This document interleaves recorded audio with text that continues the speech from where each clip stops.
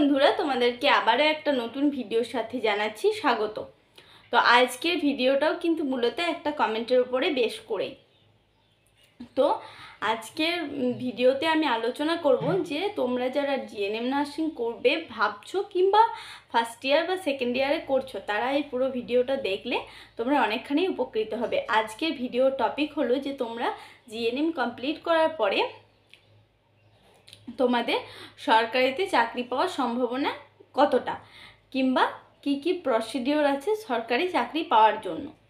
তো চলো তাহলে আজকে ভিডিওটা তোমরা পুরোটাই কন্টিনিউ করতে থাকো। আশা করি তোমাদের ভিডিওটাতে অনেকখানি উপকৃতই হবে। আর আরেকটা কোশ্চেনও তোমাদের মাথাতে হয়তো ঘুরপাক খাচ্ছে যে আমার উচ্চ মাধ্যমিকের নাম্বারটা কিছুটা কম বা মাধ্যমিকের নাম্বারটা কিছুটা কম, এর ওপরে কি আমার সরকারি চাকরি পাওয়ার ক্ষেত্রে কোনোরকম কোনো কিছু এফেক্ট পড়বে কি পড়বে না। তো চলো আজকে পুরোটাই কমপ্লিটলি ক্লিয়ার করে দিই।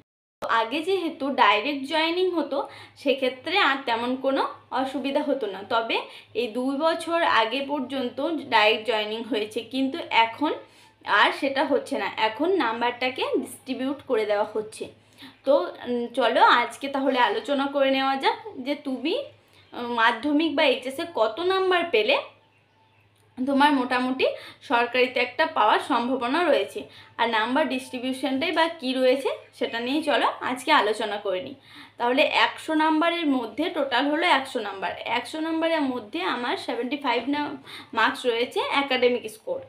তো এবার আর 10 নম্বর রয়েছে আমার এক্সপিরিয়েন্সের বেসিসে, আর 15 নম্বর রয়েছে আমার ইন্টারভিউ।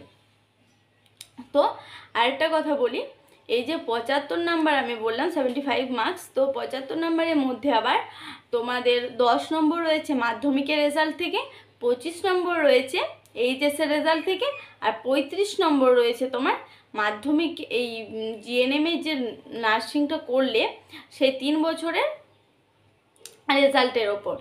তো ধরে নাও তোমরা হিসাবটা কীরকম করে করবে আমি একটা ডেমো তোমাদেরকে দেখিয়ে দিচ্ছি। ধরে নাও তুমি মাধ্যমিকে 60% রেজাল্ট করেছো, তো তুমি তখন কত হলো তাহলে তোমার নাম্বার 60, যেহেতু 10 নাম্বারে রয়েছে তাহলে 60 × 10/100, তাহলে তোমার হচ্ছে কত 6। তাহলে তুমি 10-এর মধ্যে কত পাচ্ছ না, তুমি মাধ্যমিকে তাহলে পেয়ে যাচ্ছ, যদি 60% রেজাল্ট করতে পারো তাহলে পেয়ে যাচ্ছ 6। এবার যাচ্ছি এইচএসের রেজাল্টে। আমি এইচএসের রেজাল্ট ধরে নিলাম তুমি 80 নাম্বার পেয়েছো, 80% রেজাল্ট করেছো। তাহলে 80% রেজাল্ট করলে তোমার তাতে কি হচ্ছে 80 × 25, যেহেতু 25 নম্বরে আছে, /100। তাহলে তোমার সেক্ষেত্রে কত দাঁড়াচ্ছে, তোমার 25-এর মধ্যে তাহলে দাঁড়াচ্ছে 20। আর এবার ধরে নাও তুমি জিএনএমের 3 বছরে তুমি রেজাল্ট করেছো 75%, তাহলে 75 × 35/100, তাহলে এখানে তোমার দাঁড়াচ্ছে 26.25 হয়ে গেল। তাহলে টোটাল আমার এখানের মধ্যে মার্কস চলে এলো 6 + 20 + 26.25, তাহলে টোটাল আমার মার্কস হয়ে গেল 58.25। তাহলে তোমরা এটা নিজেরাই ইজিলি ক্যালকুলেট করে নিতে পারবে যে তোমরা 75-এর মধ্যে কত পাচ্ছ। তাহলে আমি যেরকম নাম্বার ডিস্ট্রিবিউশনটা বললাম সেরকমভাবে করলে তোমাদের দাঁড়াচ্ছে 58.25।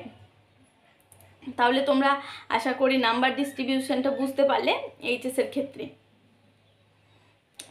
ক্ষেত্রে, মাধ্যমিকের ক্ষেত্রে, আর তোমার জিএনএমের যে 3 বছরের এক্সাম হলো তার ক্ষেত্রেও, মানে টোটাল যে একটা 75 যে একটা নাম্বার সেটা কীরকমভাবে ডিস্ট্রিবিউশন হয়েছে আর তার মধ্যে থেকে তুমি কিভাবে ক্যালকুলেট করবে সেটা আশা করি তোমাদের কাছে ক্লিয়ার হয়ে গেল। এবার যাচ্ছি নেক্সট পয়েন্টে।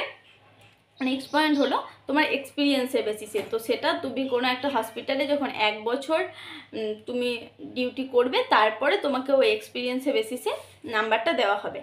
আর ধরে নাও 15 নাম্বার গেল ইন্টারভিউ, তো ওই ইন্টারভিউয়ে তুমি কেমন ইন্টারভিউ দিচ্ছ বা দিচ্ছ না তার উপরে ডিপেন্ড করছে তোমার 15 নাম্বারটা মধ্যে তোমার কতটা নাম্বার উঠবে।